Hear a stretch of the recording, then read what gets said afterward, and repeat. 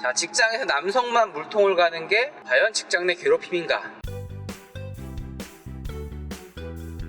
안녕하세요, 고변의 법률 꿀팁입니다.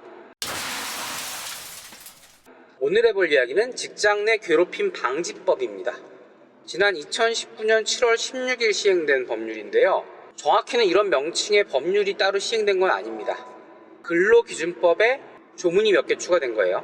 사용자 또는 근로자는 직장 내 관계 또는 지위의 우위를 이용해서 업무상 적정 범위를 넘어 다른 근로자에게 신체적, 정신적 고통을 주거나 근무 환경을 악화시키는 직장 내 괴롭힘을 하지 말라는 게 기본적인 취지예요.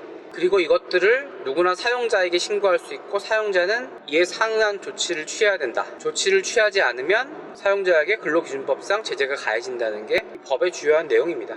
사실 직장 내에서 폭행 같은 게 발생했다, 이러면 이 조항 없이도 얼마든지 처벌하거나 규제하는 게 가능하죠. 그건 그냥 범죄잖아요. 이 조항에서 규정하고자 하는 거는 그거예요. 직장 내에서 은근하게 따돌리고 괴롭히고 형법상 저촉은 안 될 정도의 그런 따돌림 있죠. 물건을 숨긴다거나 특정인의 과도한 업무 지시를 계속한다든가 하는 행위들, 이런 것들은 범죄라고 보긴 어려운데 이걸 견디면서 직장 생활을 하기는 되게 힘들어요. 이런 부분을 규제하라고 만든 법률이에요. 먼저 근로자의 입장에 대해서 한번 말씀을 드리고, 그 다음에 회사 입장에서 한번 말씀을 드릴게요.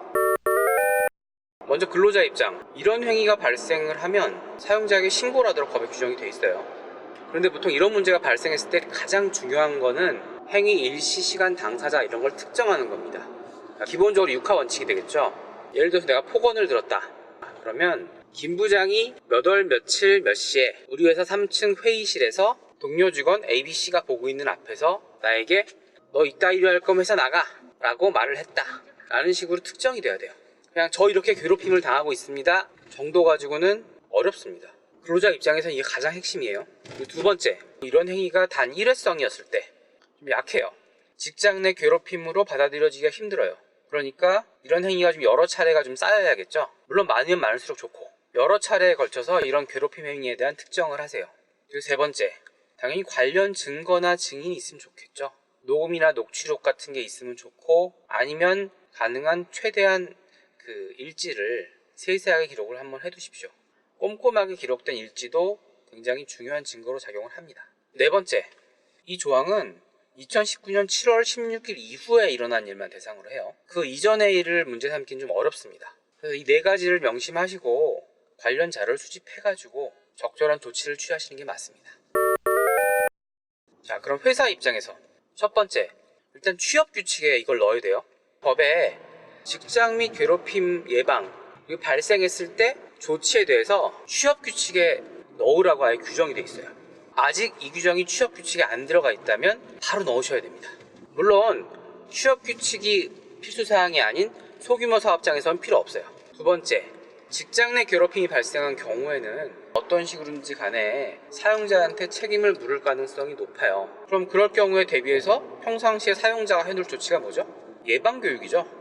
예방교육, 공고, 이런 것들을 평상시에 해두시기 바랍니다.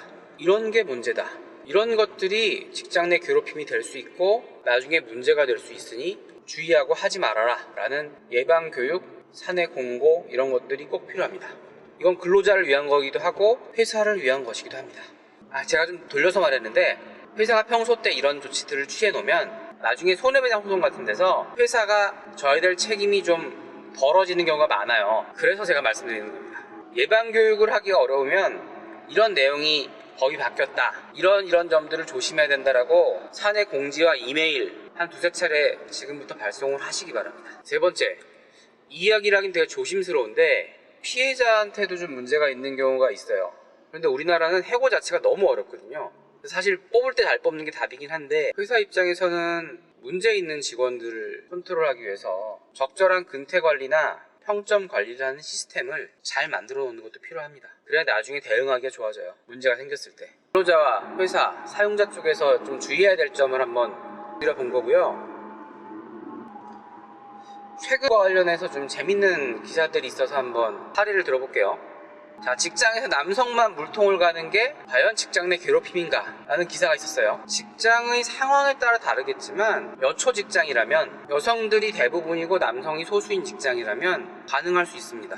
직장 내 괴롭힘으로 판단될 가능성이 있습니다. 로펌 주니어 변호사가 인터뷰한 걸 보니까 도제식 교육도 문제다 라고 했는데, 이 부분에 대한 생각은 좀 달라요. 저는 변호사나 회계사 같은 직업은 말할 것도 없고, 의사도 사실 도제식이죠. 처음에 도제식으로 시작을 하는 데는 어쩔 수 없는 이유가 있어요. 처음에는 줄을 똑바로 긋는 것부터 가르치는 거예요. 일단 줄을 똑바로 그을 줄 알아야 그 다음에 그림을 그리든지 말든지 할 거 아니에요. 줄도 똑바로 못 그으면서 뭘 합니까? 이런 기본이 몸에 안 배서 사고가 나면 병원에서 남은 게 의료사고가 되는 거예요. 그리고 이거는 처음에 제대로 안 배워놓으면 나중에 배울 기회가 없어요. 물론 도제식 교육을 빙자해서 추가적인 가해행위를 한다든지 하는 것들은 당연히 문제가 되죠. 그거 말고 단순히 업무적 교육적 차원에서 일이 어렵다, 과도하게 간섭한, 이런 부분을 직장 내 괴롭힘으로 보기는 어렵다고 봅니다. 특히 제가 말씀드린 것처럼 도제식 교육이 필요한 전문직 영역에서는. 자, 오늘은 근로기준법상의 직장 내 괴롭힘 관련 조항에 대해 이야기를 나눠봤는데요. 이 조항이 당장 실효성이 있을 거라고 생각 안 합니다. 많은 사례가 쌓여야 되겠죠. 고변의 법률 꿀팁 도움이 되셨나요? 도움이 되셨다면 구독하기 눌러주시면 감사하겠습니다.